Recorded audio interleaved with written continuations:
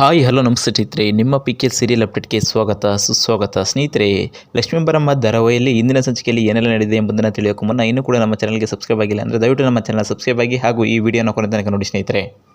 ಸ್ನೇಹಿತರೆ, ಲಕ್ಷ್ಮೀ ಬರಮ್ಮ ಧಾರಾವಾಹಿಯಲ್ಲಿ ಕಾವೇರಿಗೆ ಒಂದು ದೊಡ್ಡ ಆಘಾತವೇ ಕಾದಿದೆ. ಅವಳಿಗೆ ಗೊತ್ತಿಲ್ಲ ರೀತಿಯಲ್ಲೇ ಕೀರ್ತಿಯ ಎಂಟ್ರಿ ಆಗಿದೆ ಮತ್ತು ಕೀರ್ತಿಯು ಅಲ್ಲಿಗೆ ಬಂದು ಎಲ್ಲ ರೀತಿಯ ವ್ಯವಸ್ಥೆಗಳನ್ನು ಮಾಡಿ ಪೊಲೀಸರಿಂದ ಕಾವೇರಿಯನ್ನು ಅರೆಸ್ಟ್ ಮಾಡಿಸಿದ್ದಾರೆ. ಆದರೆ ಸ್ನೇಹಿತರೆ, ಇಲ್ಲೊಂದು ಟ್ವಿಸ್ಟ್ ಅಂತೂ ತುಂಬ ಎಲ್ಲರಿಗೂ ಕಾಣುತ್ತಿದೆ. ಏಕೆಂದರೆ ಕೀರ್ತಿಯ ರೂಪದಲ್ಲಿ ಬಂದಿರುವ ಮತ್ತು ಕೀರ್ತಿಯ ನಡವಳಿಕೆಗಳನ್ನು ನೋಡುತ್ತಿರುವ ಮನೆಯ ಮಂದಿ ಎಲ್ಲರೂ ಕೂಡ ಒಂದು ಕ್ಷಣ ಶಾಕ್ ಆಗಿದ್ದಾರೆ. ಏಕೆಂದರೆ ಕೀರ್ತಿಯ ನಡವಳಿಕೆಗಳು ಈ ರೀತಿಯಲ್ಲಿ ಇರಲಿಲ್ಲ ಮತ್ತು ಕೀರ್ತಿ ಬದಲಾಗಿದ್ದಾಳ ಅಥವಾ ಬದಲಾದ ವ್ಯಕ್ತಿ ಕೀರ್ತಿಯ ರೂಪದಲ್ಲಿ ಬಂದಿದ್ದಾಳ ಎಂಬುದನ್ನು ಖಾತ್ರಿಪಡಿಸಲು ಮತ್ತು ಈ ಸಂಚಿಕೆಯಲ್ಲಿ ತಿಳಿಸಲಾಗಿದೆ. ಸ್ನೇಹಿತರೆ, ಅಂದಹಾಗೆ ಈಗಾಗಲೇ ಜೈಲು ಸೇರಿರುವಂತಹ ಕಾವೇರಿಯನ್ನು ಬಿಡಿಸಲು ಮನೆಯವರೆಲ್ಲ ಸೇರಿ ಒಬ್ಬ ಲಾಯರನ್ನು ನೇಮಿಸಿದ್ದಾರೆ. ಆ ಲಾಯರ್ ಬಂದು ಅವರನ್ನು ವಿಚಾರಣೆ ಮಾಡುವ ಸಮಯದಲ್ಲಿ ಈಗಾಗಲೇ ನಮಗೆ ಎಲ್ಲ ಸತ್ಯವನ್ನು ಹೇಳಿ ಅಂತ ಕಾವೇರಿಯವರಿಗೆ ಹೇಳುತ್ತಿದ್ದಾರೆ. ಆದರೆ ಕಾವೇರಿ ಇದನ್ನು ಹೇಳೋದೋ ಬೇಡವಾ ಅಂದ್ಬಿಟ್ಟು ತುಂಬ ಸಂಕಷ್ಟದಲ್ಲಿ ಎದುರಿಸುತ್ತಿದ್ದಾಳೆ. ಆದರೆ ಕಾವೇರಿ ಹೇಳಿದ ರೀತಿಯನ್ನು ನೋಡಿ ಈಗಾಗಲೇ ಲಾಯರ್ ಕೂಡ ಒಂದು ಕ್ಷಣ ಏನು ಇವರು ಎಲ್ಲ ಹೇಳುತ್ತಿರುವುದು ಸುಳ್ಳಿನ ವಿಚಾರ ಎಂದು ನನಗೆ ಅನಿಸುತ್ತಿದೆ, ನೀವು ಕರೆಕ್ಟಾಗಿ ಸತ್ಯ ಹೇಳಿ ನನಗೆ ಹತ್ರ ಅಂತ ಹೇಳ್ತಾರೆ.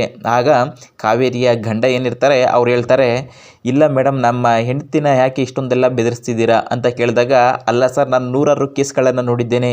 ನೂರಾರು ಕೇಸ್ಗಳಲ್ಲಿ ಯಾವುದೇ ಕೇಸ್ಗಳನ್ನು ನಾನು ಅವರು ಮಾತನಾಡಲು ಪ್ರಾರಂಭ ಮಾಡಿದ ಸಮಯದಲ್ಲೇ ನಾನು ಇದು ಯಾವುದು ಸತ್ಯ ಮತ್ತು ಯಾವುದು ಸುಳ್ಳು ಎಂಬುದನ್ನು ನಾನು ಖಚಿತಪಡಿಸುತ್ತೇನೆ.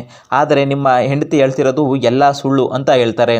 ಆಗ ಒಂದು ಕ್ಷಣ ಎಲ್ಲರೂ ಕೂಡ ಶಾಕ್ ಆಗ್ತಾರೆ ಮತ್ತು ಇದೇ ವಿಚಾರದಲ್ಲಿ ಈಗಾಗಲೇ ವೈಷ್ಣವ್ ಕೂಡ ಅವರ ಅಮ್ಮನ ಜೊತೆ ಮಾತನಾಡಲು ಪ್ರಾರಂಭಿಸಿ ಹೇಳ್ತಾನೆ, ಅಮ್ಮ, ನೀನು ಏನು ಮಾಡ್ತಿದ್ದೀಯಾ, ನೀನು ಯಾವ ರೀತಿ ಸುಳ್ಳು ಹೇಳ್ತಿದ್ದೀಯಾ ಸತ್ಯ ಹೇಳ್ತಿದ್ದೀಯಾ ಅದೆಲ್ಲ ನನಗೆ ಗೊತ್ತಿಲ್ಲ ಅಂದ್ಬಿಟ್ಟು ಏಕಾಏಕಿ ವೈಷ್ಣವ್ ಏನು ಮಾಡ್ತಾನೆ, ಅವರ ತಲೆ ಮೇಲೆ ಕೈಯನ್ನು ಇಡಿಸಿಕೊಂಡು ಪ್ರಮಾಣ ಮಾಡಿಸಿಕೊಳ್ಳುತ್ತಾನೆ. ಸ್ನೇಹಿತರೆ, ಆದರೆ ಇದೇ ವಿಚಾರದಲ್ಲಿ ಇಲ್ಲ ಪುಟ್ಟ, ನಾನು ಸುಳ್ಳೆಲ್ಲ ಹೇಳ್ತಿದ್ದೀನಿ, ನಾನು ಸತ್ಯವನ್ನು ಹೇಳ್ತಿದ್ದೇನೆ. ಮತ್ತು ಈ ಕಾವೇರಿ ಹೇಳ್ತಾಳೆ, ಈಗಾಗಲೇ ಕೀರ್ತಿಯ ನಡವಳಿಕೆಗಳು ಕೂಡ ಬದಲಾಗಿದೆ, ನೀನು ಒಂದು ಕ್ಷಣ ಯೋಚನೆ ಮಾಡು ಮತ್ತು ಅವಳನ್ನು ಹೋಗಿ ವಿಚಾರಿಸು, ಇದೆಲ್ಲ ನಿನಗೆ ಅರ್ಥ ಆಗುತ್ತೆ ಪುಟ್ಟ ಅಂತ ಹೇಳ್ತಾಳೆ.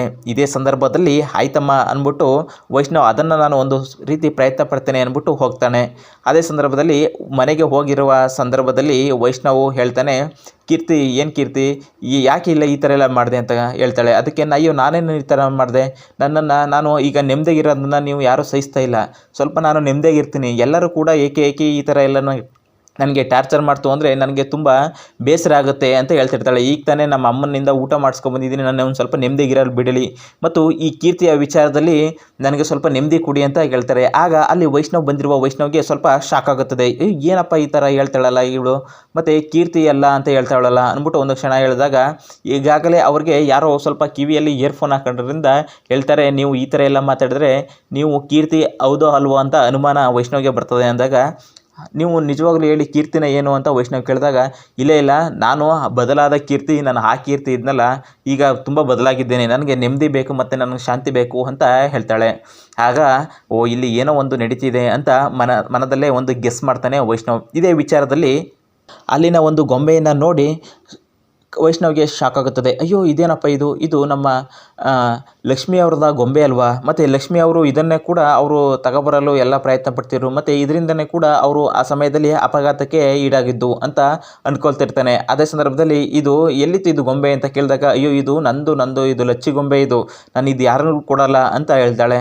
ಅದೇ ಸಂದರ್ಭದಲ್ಲಿ ವೈಷ್ಣವ್ಗೆ ಮತ್ತೆ ಕೂಡ ಶಾಕ್ ಆಗುತ್ತೆ, ಏನಪ್ಪ ಇದು ಈ ಥರ ಎಲ್ಲ ಹೇಳ್ತಿದ್ದಾಳಲ್ಲ, ಇಲ್ಲಿ ಏನೋ ಒಂದು ಅನುಮಾನವಿದೆ ಅಂತ ಹೇಳ್ತಾಳೆ. ಏಕೆ ಅವ್ರ ಅಮ್ಮನ ಹತ್ರ ಹೋಗ್ತಾನೆ. ಹೋದಂಥ ಸಂದರ್ಭದಲ್ಲಿ, ಪುಟ್ಟ ಎಲ್ಲನೂ ಯೋಚನೆ ಮಾಡ್ದೆ ಪುಟ್ಟ, ಎಲ್ಲನೂ ಕೇಳ್ದೆ, ಎಲ್ಲ ವಿಚಾರಿಸ್ತಾ ಅಂತ ಹೇಳ್ತಾಳೆ. ಅದಕ್ಕೆ ಹೌದಮ್ಮ ವಿಚಾರಿಸ್ತೆ, ನೀನು ಹೇಳೋದು ಕರೆಕ್ಟಾಗಿದೆ, ಅವಳು ಯಾವುದೇ ರೀತಿ ಕೂಡ ಕೀರ್ತಿ ಅಲ್ಲ ಅಂತ ನನಗೆ ಅನ್ನಿಸ್ತಾ ಇದೆ ಅಂತ ಹೇಳಿದಾಗ ಮನದಲ್ಲೇ ಒಳಗೆ ಕೂಡ ಕಾವೇರಿ ತುಂಬ ಖುಷಿ ಪಡ್ತಾಳೆ. ಹೌದಾ, ನಾನು ಅಂದ್ಕೊಂಡಾಗೆ ಎಲ್ಲ ಆಗಿದೆ, ಮತ್ತು ನನ್ನ ಮುಂದಿನ ಆಟಗಳು ಯಾವ ರೀತಿ ಇರುತ್ತೆ ಅನ್ನೋದನ್ನ ನೀವು ಕಾದು ನೋಡಬೇಕು ಅಂತ ವೈಷ್ಣವ್ಗೆ ಮನದಲ್ಲೇ ಕೂಡ ಹೇಳ್ಕೊಳ್ತಿರ್ತಾಳೆ. ಅದೇ ಸಂದರ್ಭದಲ್ಲಿ ಮುಂದಿನ ಸಂಚಿಕೆಯಲ್ಲಿ ಏನಾಗುತ್ತದೆ ಎಂಬುದನ್ನು ನಾವು ಕಾದು ನೋಡಬೇಕಾಗಿದೆ ಸ್ನೇಹಿತರೆ. ಹಾಗೆ ಇಲ್ಲಿಯ ತನಕ ನಮ್ಮ ವಿಡಿಯೋ ನೋಡಿದ್ದಕ್ಕೆ ಧನ್ಯವಾದಗಳು. ಹಾಗೆ